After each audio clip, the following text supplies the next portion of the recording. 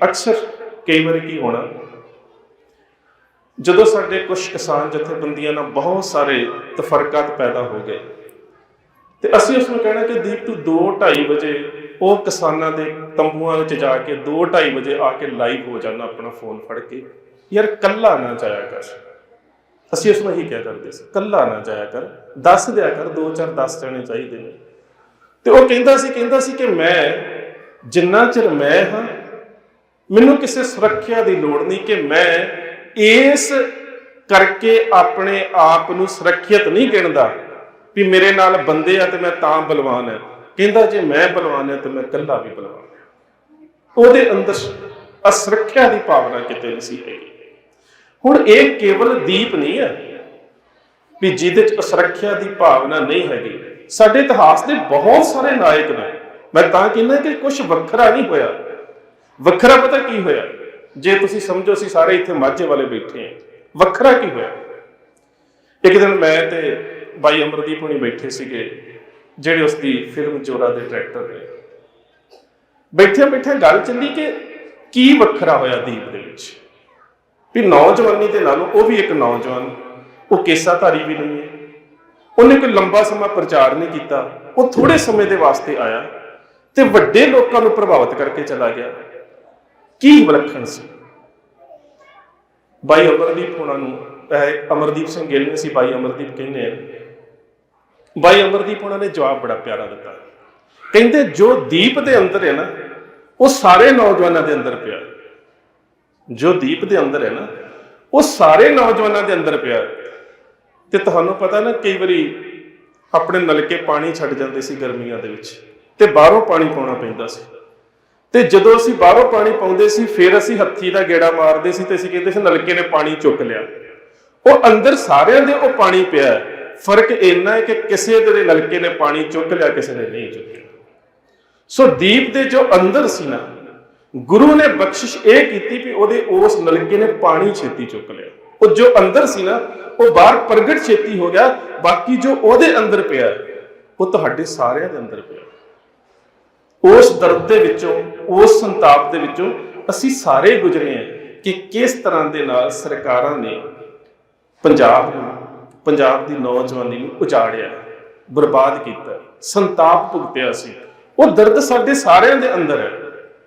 ਪ੍ਰਗਟ ਕਰਨ ਦੀ ਜਿਹੜੀ ਵਿਧ ਹੈ ਉਹ ਗੁਰੂ ਦੇ ਹੁਕਮ ਦੇ ਅਨੁਸਾਰ ਹੋ ਸਕਦੀ ਹੈ। ਅਗਲੀ ਗੱਲ ਸਭ ਤੋਂ ਅਹਿਮ ਹੈ, ਗੁਰਮਤ ਤੇ ਗੁਰਮਤਾ ਉਹਦੇ ਅਨੁਕੂਲ ਜਿਹੜਾ ਉਹਦਾ ਫੈਸਲਾ ਹੋਇਆ ਕਰਦਾ ਸੀ।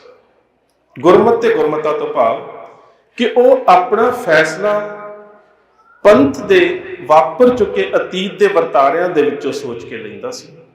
ਪਰ ਜਦੋਂ ਉਹ ਲੈਂਦਾ ਸੀ ਕੋਈ ਫੈਸਲਾ, ਫਿਰ ਉਹਦੇ ਪ੍ਰਤੀ ਅਡੋਲਤਾ ਦੇ ਨਾਲ ਪਹਿਰਾ ਦਿੰਦਾ ਸੀ।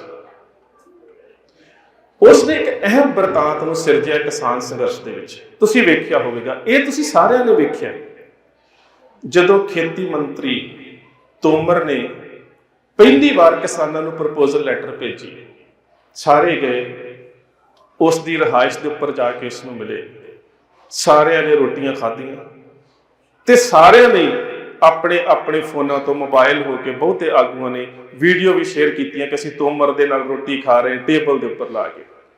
ਉਸ ਰਾਤ ਦੀਪ ਨੇ ਇੱਕ ਗੱਲ ਕੀਤੀ, ਕਹਿੰਦਾ ਕਿ ਜੇਕਰ ਤੁਸੀਂ ਉਹਨਾਂ ਦੀਆਂ ਰੋਟੀਆਂ ਖਾ ਕੇ ਆਪਣੇ ਹੱਕਾਂ ਦੀ ਗੱਲ ਕਰਨੀ ਹੈ ਤੇ ਕਿਸੇ ਦਾ ਲੂਣ ਖਾ ਕੇ ਤੁਸੀਂ ਆਪਣੀ ਗੱਲ ਨਹੀਂ ਕਰ ਸਕਦੇ।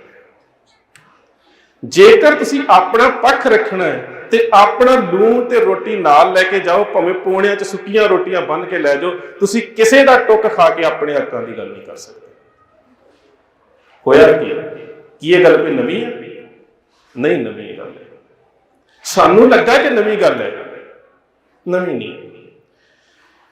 ਜਿਸ ਵੇਲੇ ਅਹਿਮਦ ਸ਼ਾਹ ਅਬਦਾਲੀ ਵੱਡੇ ਘੱਲੂਘਾਰੇ ਦੇ ਵਿੱਚ ਸਿੱਖਾਂ ਨੂੰ ਲੜਦੇ ਵੇਖਦਾ ਹੈ, ਸਿੱਖਾਂ ਦੇ ਜ਼ਹਰ ਵੇਖਦਾ ਹੈ, ਤੇ ਉਹ ਮਹਿਸੂਸ ਕਰ ਲੈਂਦਾ ਹੈ ਕਿ ਹੁਣ ਸਿੱਖਾਂ ਨੂੰ ਮੈਦਾਨੇ ਜੰਗ ਦੇ ਵਿੱਚ ਨਹੀਂ ਹਰਾਇਆ ਜਾ ਸਕਦਾ, ਤੇ ਉਹ ਆਪਣੇ 2 ਕਾਸਦ ਮੈਸੰਜਰ, ਏਲਚੀ, ਸੁਨੇਹਾ ਲੈ ਕੇ ਜਾਣ ਵਾਲੇ 2 ਕਾਸਦ ਭੇਜਦਾ ਤੇ ਨਾਲ ਇੱਕ ਸਿੱਖ ਹੈ, ਆਲਾ ਸਿੰਘ ਦਾ ਵਕੀਲ ਨਾਨੂ ਸਿੰਘ ਗਰੇਵਾਲ।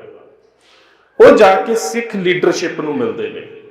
ਉਸ ਸਿੱਖ ਲੀਡਰਸ਼ਿਪ ਦੇ ਵਿੱਚ ਸਰਦਾਰ ਜੱਸਾ ਸਿੰਘ ਆਹਲੂਵਾਲੀਆ, ਉਸ ਲੀਡਰਸ਼ਿਪ ਦੇ ਵਿੱਚ ਸਰਦਾਰ ਚੜ੍ਹਤ ਸਿੰਘ, ਸਰਦਾਰ ਹਰੀ ਸਿੰਘ, ਸਰਦਾਰ ਮਿੱਤ ਸਿੰਘ ਡੱਲੇਵਾਲੀਆ, ਸਰਦਾਰ ਜੱਸਾ ਸਿੰਘ ਰਾਮਗੜੀਆ, ਇਹ ਸਾਰੇ ਜਰਨੈਲ ਬੈਠੇ ਨੇ ਸਿੱਖਾਂ ਦੇ। ਅਹਿਮਦ ਸ਼ਾਹ ਅਬਦਾਲੀ ਦੇ ਜਿਹੜੇ ਏਲਚੀ ਨੇ, ਜਿਹੜੇ ਸੁਨੇਹਾ ਲੈ ਕੇ ਗਏ ਕਿ ਸਿੱਖਾਂ ਦੇ ਨਾਲ ਗੱਲਬਾਤ ਕੀਤੀ ਜਾਵੇ, ਉਹ ਆਪਣੀਆਂ ਤਸ਼ਤਰੀਆਂ ਦੇ ਵਿੱਚ, ਟਰੇਆਂ ਦੇ ਵਿੱਚ ਬੜਾ ਡਰਾਈ ਫਰੂਟ, ਮੇਵੇ, ਕਈ ਤਰ੍ਹਾਂ ਦੇ ਬਦਾਮ, ਗਿਰੀਆਂ, ਸਭ ਕੁਝ ਲੈ ਕੇ ਗਏ। ਦੂਜੇ ਪਾਸੇ ਜਦੋਂ ਸਿੱਖਾਂ ਦੇ ਸਾਹਮਣੇ ਰੱਖੇ ਕਿ ਅਸੀਂ ਗੱਲਬਾਤ ਕਰਨੀ ਹੈ, ਉਹਨਾਂ ਨੇ ਆਪਣੀਆਂ ਤਸ਼ਤਰੀਆਂ ਖੋਲੀਆਂ ਤੇ ਸਿੱਖਾਂ ਨੇ ਆਪਣੀਆਂ ਪੋਟਲੀਆਂ ਖੋਲੀਆਂ ਭੁੱਜੇ ਛੋਲਿਆਂ ਵਾਲੀਆਂ। ਉਹਨਾਂ ਨੇ ਕਿਹਾ ਕਿ ਤੁਸੀਂ ਵੀ ਇਹ ਖਾ ਲਓ। ਕਹਿੰਦੇ ਨਹੀਂ, ਤੁਹਾਡੀ ਗਿਰੀਆਂ ਬਦਾਮ ਖਾ ਕੇ ਸਾਡੇ ਹੱਕਾਂ ਦੀ ਗੱਲ ਨਹੀਂ ਹੋ ਸਕਦੀ। ਸੋ ਇਹ ਸਭ ਕੁਝ ਇਤਿਹਾਸ 'ਚ ਪਿਆ ਸੀ। ਹੋਇਆ ਕਿ ਜਦੋਂ ਅਗਲੀ ਪ੍ਰਪੋਜ਼ਲ ਲੈਟਰ ਆਈ ਤੇ ਕਿਸਾਨ ਜਿਹੜੇ ਸੀ ਆਪਣੀ ਰੋਟੀ ਆਪ ਲੈ ਕੇ ਗਏ।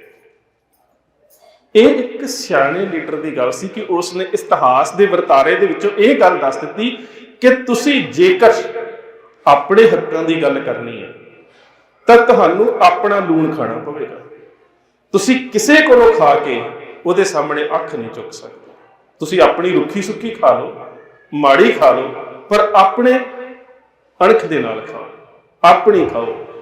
ਇਹ ਵੀ ਉਸਨੇ ਇੱਕ ਨਵੀਂ ਗੱਲ ਉਸ ਸਮੇਂ। ਦੂਜੀ ਗੱਲ ਸੀ ਕਿ ਫੈਸਲਾ ਉਹ ਅਕਸਰ ਕਿਹਾ ਕਰਦਾ ਸੀ। ਤੁਸੀਂ ਉਹਦੀਆਂ ਲਾਸਟ ਜਿਹੜੇ ਤਕਰੀਰ ਨੇ, ਜਿਹੜੇ ਲੈਕਚਰ ਨੇ, ਉਹ ਕਹਿੰਦਾ ਸੀ ਕਿ ਦੁਸ਼ਮਣ ਮੇਜ਼ ਦੇ ਉੱਪਰ ਤੁਹਾਡੇ ਨਾਲ ਤਾਂ ਗੱਲ ਕਰੇਗਾ ਜੇਕਰ ਤੁਸੀਂ ਮੈਦਾਨੇ ਜੰਗ ਦੇ ਵਿੱਚ ਸਟਰੋਂਗ ਹੋ, ਬਲਵਾਨ ਹੋ। ਜੇਕਰ ਤੁਸੀਂ ਮੈਦਾਨੇ ਜੰਗ ਦੇ ਵਿੱਚ ਕਮਜ਼ੋਰ ਹੋ ਨਾ, ਦੁਸ਼ਮਣ ਤੁਹਾਨੂੰ ਕਦੀ ਗੱਲਬਾਤ ਦਾ ਸੱਦਾ ਨਹੀਂ ਦਿੰਦਾ। ਅਹਿਮਦ ਸ਼ਾਹ ਅਬਦਾਲੀ ਨੇ ਮਰਹੱਟਿਆਂ ਨੂੰ ਹਾਰ ਦਿੱਤੀ ਹੈ ਕਿ ਮਰਹੱਟਿਆਂ ਦੇ ਨਾਲ ਉਸਨੇ ਕੋਈ ਵਾਰਤਾਲਾਪ ਕੀਤੀ ਹੈ? ਨਹੀਂ ਕੀਤੀ। ਕਿ ਉਸਨੇ ਮੁਹੰਮਦ ਸ਼ਾਹ ਦੇ ਪਰਿਵਾਰ ਦੇ ਨਾਲ ਕੋਈ ਗੱਲਬਾਤ ਕੀਤੀ? ਹਰਾਤਾ ਸੀ ਦਿੱਲੀ ਦਾ ਬਾਦਸ਼ਾਹ, ਮੁਗਲ ਬਾਦਸ਼ਾਹ, ਨਹੀਂ ਕੀਤੀ। ਕਿ ਉਸਨੇ ਕਮਰੂਦੀਨ ਮੀਰ ਆਤਸ਼, ਜਿਹੜਾ ਮੀਰ ਮਨੂ ਦਾ ਪਿਓ ਸੀ, ਇਸ ਨੂੰ ਵੀ ਮੈਦਾਨੇ ਜੰਗ 'ਚ ਹਰਾਇਆ, ਕਿ ਉਸਨੇ ਗੱਲਬਾਤ ਕੀਤੀ? ਨਹੀਂ ਕੀਤੀ। ਉਸਨੇ ਜੇਕਰ ਗੱਲਬਾਤ ਕਰਨ ਦਾ ਰਾਹ ਚੁਣਿਆ ਤੇ ਸਿੱਖਾਂ ਦੇ ਨਾਲ ਚੁਣਿਆ, ਉਹਦਾ ਕਾਰਨ ਵੱਡੇ ਘੱਲੂਘਾਰੇ ਦੇ ਵਿੱਚ ਤੁਸੀਂ ਬਹੁਤ ਬਹਾਦਰੀ ਦੇ ਨਾਲ ਲੜੇ, ਤੁਹਾਡੇ ਵਡੇਰੇ ਬਹਾਦਰੀ ਦੇ ਨਾਲ ਲੜੇ। ਤੇ ਜਦੋਂ ਉਸ ਨੇ ਮੈਦਾਨੇ ਜੰਗ ਦੇ ਵਿੱਚ ਤੁਹਾਨੂੰ ਇੰਨਾ ਬਹਾਦਰ ਵੇਖਿਆ, ਤੁਹਾਨੂੰ ਇੰਨਾ ਦਲੇਰ ਵੇਖਿਆ, ਤਾਂ ਉਸ ਵੇਲੇ ਤੁਹਾਨੂੰ ਗੱਲਬਾਤ ਦੇ ਵਾਸਤੇ ਉਹ ਸੱਦਾ ਦਿੰਦਾ ਤੇ ਉਸ ਗੱਲਬਾਤ ਦਾ ਸਾਰੀ ਦਾ ਜਿਹੜਾ ਬਰਤਾਂਤ ਹੈ ਸੋਹਣ ਸਿੰਘ ਸੀਤਲ ਹੋਣਾ ਨੇ ਬੜਾ ਪਿਆਰਾ ਵੇਖਿਆ। ਉਹ ਕਹਿੰਦੇ ਕਿ ਗੱਲਬਾਤ ਜੇਕਰ ਆਪਣੀਆਂ ਸ਼ਰਤਾਂ ਦੇ ਅਧੀਨ ਹੋਵੇ, ਦੁਸ਼ਮਣ ਦੀਆਂ ਸ਼ਰਤਾਂ ਦੇ ਅਨੁਸਾਰ ਨਹੀਂ। ਜੇਕਰ ਆਪਣੀਆਂ ਸ਼ਰਤਾਂ ਦੇ ਅਧੀਨ ਗੱਲਬਾਤ ਹੋਵੇ ਤੇ ਤੁਸੀਂ ਆਪਣੇ ਪਾਤਸ਼ਾਹੀ ਦਾਅਵੇ ਨੂੰ ਕਾਇਮ ਰੱਖ ਸਕਦੇ ਹੋ। ਜੇਕਰ ਤੁਸੀਂ ਦੁਸ਼ਮਣ ਦੀਆਂ ਗੱਲਾਂ ਦੇ ਵਿੱਚ ਆ ਗਏ ਤੇ ਤੁਸੀਂ ਆਪਣੀ ਆਜ਼ਾਦੀ ਦਾ ਪਾਤਸ਼ਾਹੀ ਦਾਅਵਾ ਕਾਇਮ ਨਹੀਂ ਰੱਖ ਸਕਦੇ। ਸਿੱਖਾਂ ਦੇ ਨਾਲ ਲੰਬੀ ਵਾਰਤਾਲਾਪ ਹੋਈ ਅਹਿਮਦ ਸ਼ਾਹ ਅਬਦਾਲੀ ਦੇ ਏਲਚੀਆਂ ਦੀ, ਜਿਹੜੇ ਉਸਦੇ ਮੈਸੇਂਜਰ ਸੀ, ਕਾਸਦ ਸੀ। ਲੰਬੀ ਗੱਲਬਾਤ ਹੋਈ। ਲੰਬੀ ਗੱਲਬਾਤ ਦੇ ਵਿੱਚ ਨੁਕਤਾ ਕੀ ਆ ਗਿਆ? ਨੁਕਤਾ ਇਹ ਆ ਗਿਆ ਕਿ ਹੁਣ ਅਹਿਮਦ ਸ਼ਾਹ ਅਬਦਾਲੀ ਸਿੱਖਾਂ ਤੇ ਹਮਲਾ ਨਹੀਂ ਕਰੇਗਾ। ਹੁਣ ਉਹ ਸਿੱਖਾਂ ਦਾ ਕਤਲੇਆਮ ਨਹੀਂ ਕਰੇਗਾ। ਹੁਣ ਤੁਹਾਡੇ ਬੱਚੇ ਨਹੀਂ ਮਾਰੇ ਜਾਣਗੇ, ਤੁਹਾਡੀਆਂ ਬੱਚੀਆਂ ਨਹੀਂ ਮਾਰੀਆਂ ਜਾਣਗੀਆਂ। ਤੁਸੀਂ ਇੱਥੇ ਰਾਜ ਵੀ ਮਾਣ ਸਕਦੇ ਹੋ, ਪਰ ਇੱਕ ਸ਼ਰਤ ਹੈ, ਨੁਕਤਾ। ਸ਼ਰਤ ਇਹ ਹੈ ਕਿ ਤੁਸੀਂ ਹਾੜੀ ਸੌਣੀ, ਜਿਹੜੀਆਂ ਪੰਜਾਬ ਦੀਆਂ ਫਸਲਾਂ ਹੁੰਦੀਆਂ ਸੀ ਉਦੋਂ, ਗਵਾਰਾ, ਬਾਜਰਾ, ਮੋਠ, ਜਿੰਨੀਆਂ ਕਿ ਇਹ ਫਸਲਾਂ ਸੀ ਉਦੋਂ, ਵੀ ਤੁਸੀਂ ਇਹਨਾਂ ਫਸਲਾਂ ਦਾ 6ਵਾਂ ਹਿੱਸਾ ਜਿਹੜਾ ਉਹ ਅਹਿਮਦ ਸ਼ਾਹ ਅਬਦਾਲੀ ਨੂੰ ਦੇ ਦਿਆ ਕਰੋ। ਉਹ ਤੁਹਾਡੇ ਤੇ ਹਮਲਾ ਨਹੀਂ ਕਰਿਆ ਕਰੇਗਾ, ਤੁਸੀਂ ਨਜ਼ਰਾਨਾ ਦੇ ਕੇ ਉਸ ਨੂੰ ਵਾਪਸ ਮੋੜ ਦਿਆ ਕਰੋ।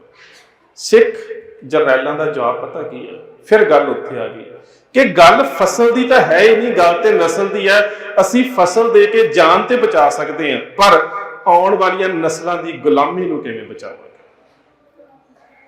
ਕਿਸੇ ਨੂੰ ਨਜ਼ਰਾਨਾ ਦੇ ਕੇ, ਕਿਸੇ ਨੂੰ ਪੈਸਾ ਦੇ ਕੇ, ਕਿਸੇ ਨੂੰ ਫਸਲ ਦੇ ਕੇ ਕੁਝ ਸਮੇਂ ਵਾਸਤੇ ਨਸਲ ਬਚਾਉਣੀ ਗੁਲਾਮੀ ਦੀ ਨਿਸ਼ਾਨੀ ਹੈ।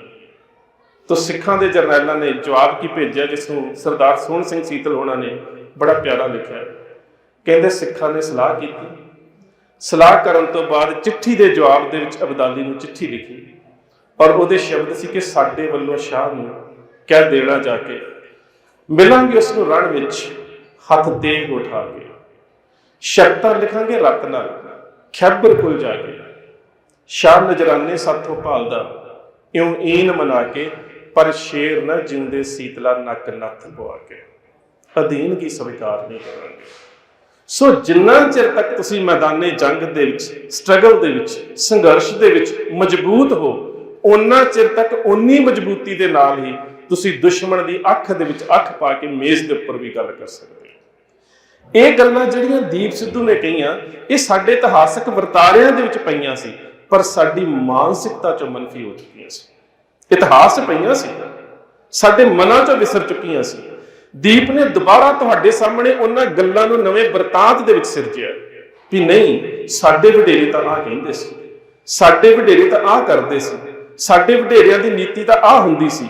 ਹੁਣ ਅਗਲੀ ਗੱਲ ਆ ਜਾਂਦੀ ਪਾਤਸ਼ਾਹੀ ਦਾਵਾ, ਕਲੇਮ ਔਨ ਥਰੋਨ।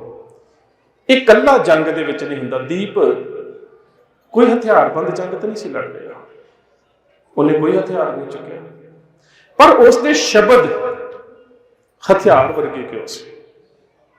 ਜਾਂ ਫਿਰ ਉਹ ਬਿਨਾਂ ਮੈਦਾਨੇ ਜੰਗ ਤੋਂ ਜਦੋਂ ਬਾਰ-ਬਾਰ ਗੱਲ ਕਰਦਾ ਸੀ ਕਿ ਗੱਲ ਪਾਤਸ਼ਾਹੀ ਦਾਅਵੇ ਦੀ, ਸੋ ਉਸ ਪਾਤਸ਼ਾਹੀ ਦਾਅਵੇ ਨਾਲ ਕੀ ਅਸੀਂ ਸਮਝਦੇ ਹਾਂ ਕਿ ਉਹ ਜਿਹੜਾ ਪਾਤਸ਼ਾਹੀ ਦਾਅਵਾ ਉਹ ਕੇਵਲ ਤੇ ਕੇਵਲ ਅਸੀਂ ਹੁਣ ਸੁਣਿਆ? ਨਹੀਂ, ਉਸ ਪਾਤਸ਼ਾਹੀ ਦਾਅਵੇ ਦੀ ਇਸ ਸੰਘਰਸ਼ ਦੇ ਵਿੱਚ ਜਿਹਦੇ ਚ ਕੋਈ ਹਥਿਆਰਬੰਦ ਸੰਘਰਸ਼ ਨਹੀਂ ਸੀ, ਇਹਦੀ ਜਿਹੜੀ ਇੱਕ ਵਿਆਖਿਆ ਸੀ ਉਹ ਦੀਪ ਨੇ ਦਿੱਤੀ ਕਿ ਦਾਅਵਾ ਨਾ ਛੱਡੋ ਕਦੇ। ਔਰ ਦਾਅਵਾ ਕੇਵਲ ਤੇ ਕੇਵਲ ਜੰਗ ਦੇ ਮੈਦਾਨ ਤੱਕ ਸੀਮਤ ਨਹੀਂ ਹੁੰਦਾ।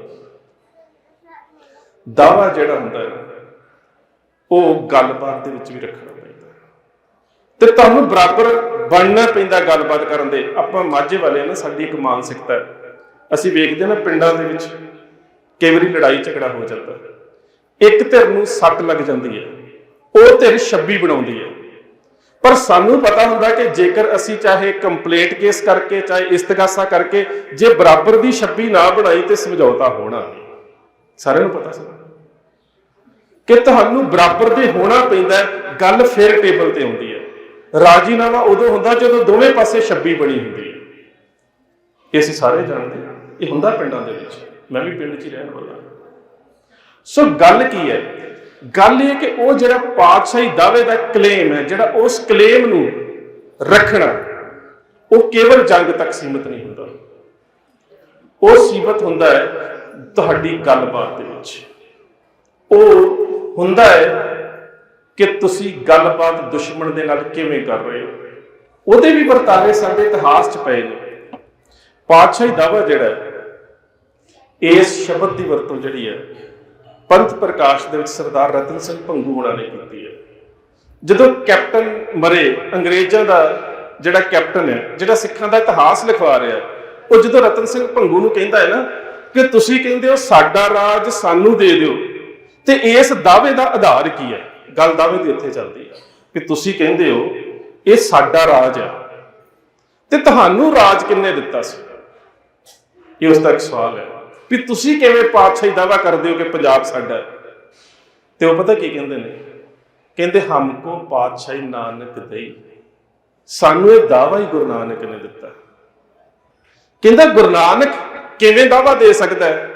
ਕਹਿੰਦਾ ਗੁਰੂ ਨਾਨਕ ਇਸ ਕਰਕੇ ਦਾਅਵਾ ਦੇ ਸਕਦਾ ਹੈ, ਕਈ ਸ਼ਾਹ ਤਿਨ ਕੀਨੇ ਪੀਰ, ਕਈ ਪੀਰ ਤਿਨ ਕੀਨੇ ਮੀਰ, ਕਿਉਂਕਿ ਗੁਰੂ ਨਾਨਕ ਦੇ ਕੋਲ ਉਹ ਸਮਰੱਥਾ ਹੈ ਕਿ ਉਹ ਬਾਦਸ਼ਾਹ ਨੂੰ ਫਕੀਰ ਬਣਾ ਸਕਦਾ ਤੇ ਫਕੀਰ ਨੂੰ ਬਾਦਸ਼ਾਹ ਬਣਾ ਸਕਦਾ। ਇਸ ਕਰਕੇ ਸਾਡਾ ਰਹਿਬਰ ਜਿਹੜਾ ਹੈ ਉਹ ਇੰਨਾ ਉੱਚਾ ਹੈ ਕਿ ਸਾਨੂੰ ਪਾਤਸ਼ਾਹੀ ਦਾਅਵਾ ਉਸਨੇ ਦਿੱਤਾ।